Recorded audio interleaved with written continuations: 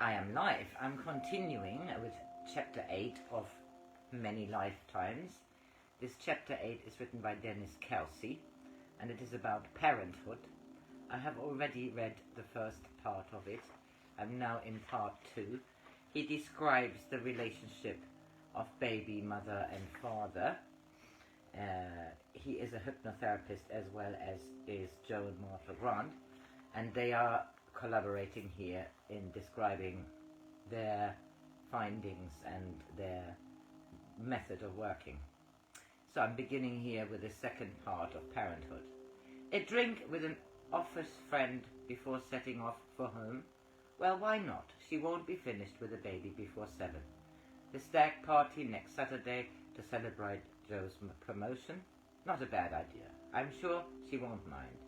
And almost certainly she genuinely does not mind, because at this stage she does not recognize the symptom for what it is, and nor probably does he.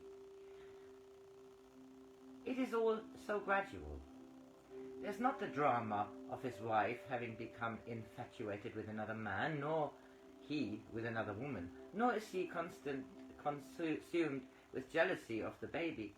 But, perhaps barely consciously, he senses that the essence of the woman whom he married, because to be with her was the dearest thing in life, has withdrawn from him, and so again, scarcely aware of what he is doing, he is adjusting to life without that essence.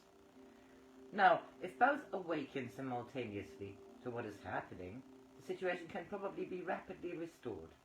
But too often one, if not, does not matter which one, recognizes it in advance of the other, and in the frightened, angry reproaches and ripostes, which are all too likely to ensue, the relationship between husband and wife may receive a blow from which it never recovers.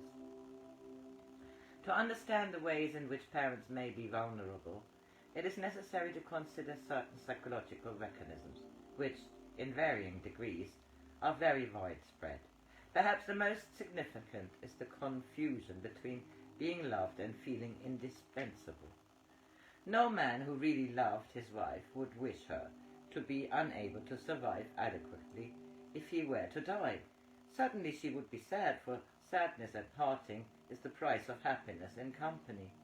But he would abhor the idea that she was dependent on him, for love finds it difficult to flourish except in freedom.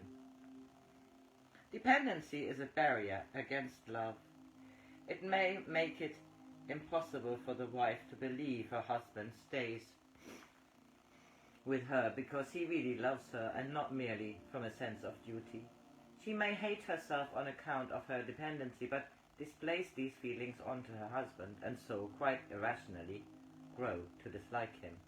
He, for his part, may fear that she only stays with him out of necessity. "You don't love me, you only need me," is a taunt often flung by a husband or wife in anger. A person who is loved will always be needed, but a person who aims at being indispensable is very unlikely to be loved.